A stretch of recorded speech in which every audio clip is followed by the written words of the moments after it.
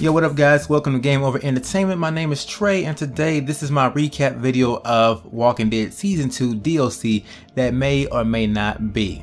Alright, so I already provided my thoughts on how I think the DLC could go. Those are my own personal thoughts, but now I'm including some of your comments over here because I got some very interesting theories for some DLC in my last video, okay? If you haven't already, I suggest you watch that video first and then come back here and watch this one. And I want to thank you guys for dropping so many comments, man. I really appreciate that.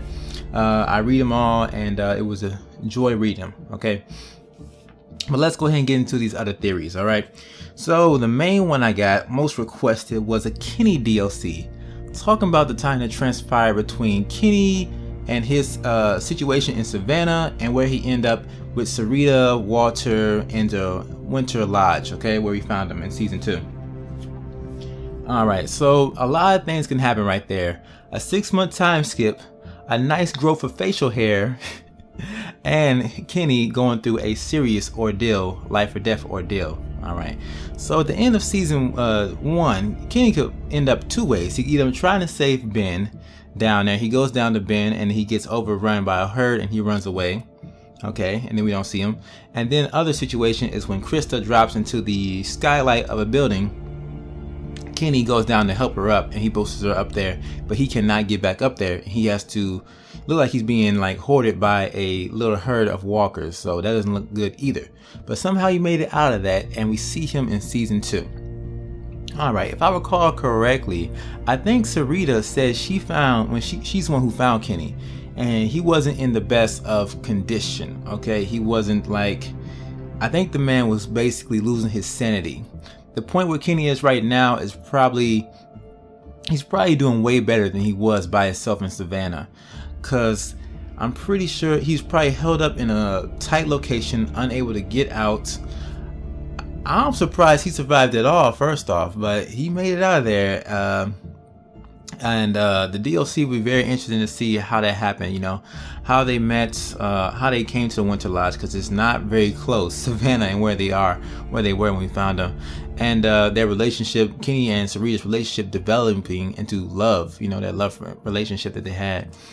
I believe that Sarita was already probably with Walter and his partner. I think they were already together. I felt that she was like, she knew more about them when she was talking about Walter and the other guy. So I think they already knew each other. So I think that's how it would go down. And the DLC overall, I would love to see it personally. But would the people love to see it? Not too sure about that. If you guys haven't checked out my Player's Choice, I already talked about how Kenny, how 70% of the Walking Dead Season 2 playthroughs, Kenny is dead. Alright, so a lot of people took that extra step and they shot Kenny. He is not alive no more. So I don't know if that, you know, relays, like, really is a reflection of the fan feedback of Kenny and how it is. So Kenny DLC, interesting, but I don't think it's gonna happen, okay? Another thing we got coming up, 16-month DLC, basically talking about what happened after the death of old me between Clem and Christa. Now this is a DLC I would love to see as well. Dang, all these DLC I love to see, okay, but this one definitely, because we get to see Clem develop in this short time skip. You see her growing as the time goes by and get to see what happened, because I know Christa and Clem were not alone that entire 16 months. They probably got with some groups, fell out with some groups, all kinds of stuff could have transpired, and we get to see what happens with the baby. That is one of the biggest question marks in season 2 right now. What happened to the baby? And we don't have any idea about that, but we can only guess. Christa's baby could still be alive out there somewhere, and maybe that's why she's so depressed, because her baby is alive and she's just not able to get to him, or someone else has him, or, you know, anything, or her baby could be dead, which is a very grim situation as well. Also, that leads into the other DLC talking about Christa and her whereabouts after Season 2 Episode 1. So a lot of people think that Christa is dead. You know, we heard the gunshot, we heard the scream, but that doesn't mean anything. Not in Telltale's playbook. Christa could still be out there, and I believe that she is. I think Telltale's just waiting for the opportune moment to bring her back, like they did with Kenny. And I do think we'll be seeing her, but in the DLC form, I don't know. That would kind of, it would, tear down the illusion of what happened to Christa in this whole debate about what's happening And I don't think Telltale would do that. But seeing what happened with Christa after the bandit thing would be interesting, because we probably would find out what happened to the bandits as well. Because we did find that guy washed up on shore, so something must have happened with him. And if Christa was with them during that time, she would know. We would see that in her storyline, where we would be playing as Christa. All right, so another interesting thought out there. Thank you for that one. Let's see what else we got here. Now we're gonna take it back right here. We're gonna take it back to season 1. I got some predicted DLC people want to see from season 1. So Lily, talking about Lily, what happened after season 1 episode 3, after she shoots either Doug or Carly? Okay, what happens to Lily after that? All right, guys, I'm gonna be honest. I am not a big fan of Lily. This DLC would it definitely wouldn't ring my bell, but a lot of people like Lily, so I'm gonna go ahead and talk about it and just share my thoughts on it real quick. So Lily could end up either two ways. You can leave her outside of the trailer home, leave her out there for the herd to devour at that nightly scene, which would be pretty scary, okay? Because it's about to get dark. She ain't got no tools, she ain't got no supplies. She's just out there with no weapons either to defend herself, so that's pretty scary. The other scenario is you take her with you in the mobile home anyways, and she ends up stealing it. So yeah, she stole Kenny's ride, she took it on out of there, and where does she end up? How far does she get? We do not know. Now Lily, she was, I could understand where she come from, okay? Kenny killed her father. She was losing it a little bit, and the rage, the temper, the arguments, the brief suspicion, and her killing Carly, that was the final draw for me, okay? Because I like Carly.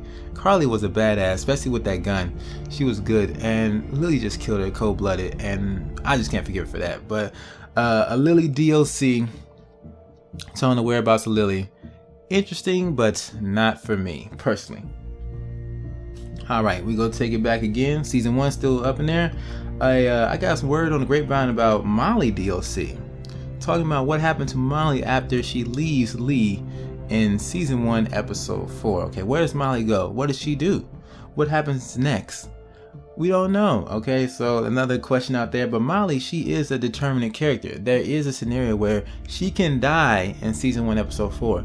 So seeing a DLC from a character that could die, it's not going to happen, guys. I think Molly's storyline is up. Seeing that Telltale put that decision in there, it just wouldn't coincide with everybody's playthrough, and I think it would mess with the story. Now they could possibly do what happened with Molly and her sister before that in Carver's Camp, and how they came to be there. Not Carver's Camp, what was it? I forgot that dude's name, some overlord dude, and how they came to be there. But that story's been told, and we already know what's exactly going to happen. So Molly, I do love her. She is a badass at melee combat, and I can appreciate that from any character, man or woman, who can use their hands, because bullets run out. Bullets are a lot of noise, but melee takes some real skill, and it's actually ideal for killing a zombie, in my opinion. All right, and continuing on with season 1 episode 4, I got a comment about Vernon and the cancer survivors. What happens after they steal the boats? Okay, so if you guys recall, Vernon, Kenny was riding on that boat thing, the second half of season 1 hardcore. He really wanted to get that boat and get out onto the water. And that was dashed away. That hope was dashed away by Vernon and his cancer survivor group. Now, there's two ways that it can go down in the beginning, because Kenny could go with Lee. After you, if you tell him about the bite, he can go with Lee. He's your friend. He's going to join you. Or Kenny could stay behind because he's not your friend. Now that stay behind scenario would be very funny, because I'm pretty sure Kenny would be up in the house drinking a bottle of that wine by himself, wallowing in despair.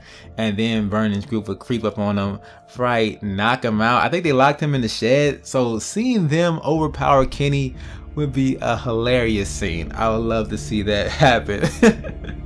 And Kenny would probably be cussing up a shitstorm, man. It'd be crazy. But seeing Vernon and the cancer survivors and what happens after that, hopefully nothing good. I want that to be a tragedy. What they did to stealing that boat and trying to take Clementine, no way, Jose, you are out. You falling out of my good graces, okay? So yeah, that wasn't cool at all. But Vernon and his survivor group taking on the role of the DLC. Interesting, okay? Interesting as well. Alright, so back in season 2, the possible DLC talking about Carlos, Pete, Luke, Sarah, Rebecca, Alvin, and how they met, and you know, how they escaped Carver's compound. And we could see stuff like, you know, Nick's mom's death, how Alvin killed George to escape, stuff like that. We could see Reggie and maybe how he tried to help and failed.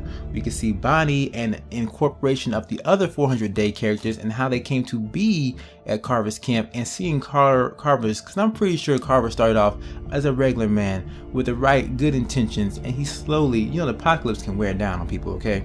He slowly slipped down into madness and just became a tyrant over time. All right, so seeing that progression, how that plays out, would be very cool. And it also would add in the 400 Day characters again, so we get more time with them, and you know, more payoff for our 400 Day playthrough.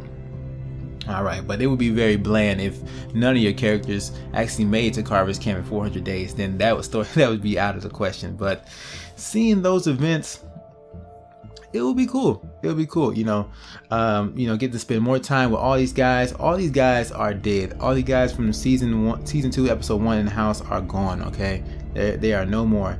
And getting some more time with them would be interesting. You know, they started off as regular people, and then that's when things got kind of crazy. Okay, they probably realized that this world that they are in is not the same as it used to be, and you can't act the same as you used to be. Everybody realized that except for Sarah, of course. But seeing that play out and the character development from that would be very cool. So yeah, that's another DLC thought out there. And I have one more, last but not least, a DLC talking about the future DLC, talking about Tavia and her whereabouts after the Carver takedown. So we get to see in this one, we got some more 400 Day characters involved, and see what happens, like what actually happened after the herd attacked Howe's department store. Did they get away? Did they all die? Did they go to a new location? Will they be back to confront a possible Clem and Jane in Howe's department store? Will they be back? All those things are very interesting questions right there. And seeing, but I ain't gonna lie, man, I'm not that interested in Tavia and these 400 Day characters. Not really anymore, okay? Telltale really brushed them to the side in season 2, so I'm gonna brush them aside too. So interesting, but not for me. And last but not least, Arvo's future, or Arvo's fate, talking about what happened after the events with Arvo, Mike, and Bonnie, and well, possible Bonnie, because Bonnie can die in the episode. She can actually drown underneath that lake of ice. And yeah, good riddance. But what happens with Mike and Arvo? That DLC, if they let me play those two characters, man, I will intentionally die with them so they can get that death scene, man. What they did to Clementine and what they tried to do to us, stealing the car, stealing the food, was just jacked up, man. I said it before, major betrayal. No remorse, no forgiveness on that one. All right, guys, so that's all I got. Thank you very much for commenting, man. Without you guys, this video would not be possible, because I would not have all these thoughts about DLC, which are very cool and very interesting. Okay, but let me know in the comments below, which one out of these did you think was very interesting, or makes the most sense for Telltale games to do, or you want to see the most personally. All right, so for me, if I had to pick one out of these I just named, it would have to be the 16-month DLC, talking about what happened between Clem and Christa between those 16-month time skip, and probably us playing as Christa, so we can look at Clementine as a parental role like we did with Lee, and seeing her actually grow up and learn new things. I think that'd be cool as hell. So, but yeah, guys, that's all I gotta say. Thumbs up if you enjoyed this video, and I'm out of here. Subscribe for more Game Over Entertainment, and if you really want to help me out, don't forget to give me a thumbs up and share this video on Twitter, Facebook, and what have you. All right, but I'm out here. Thank you.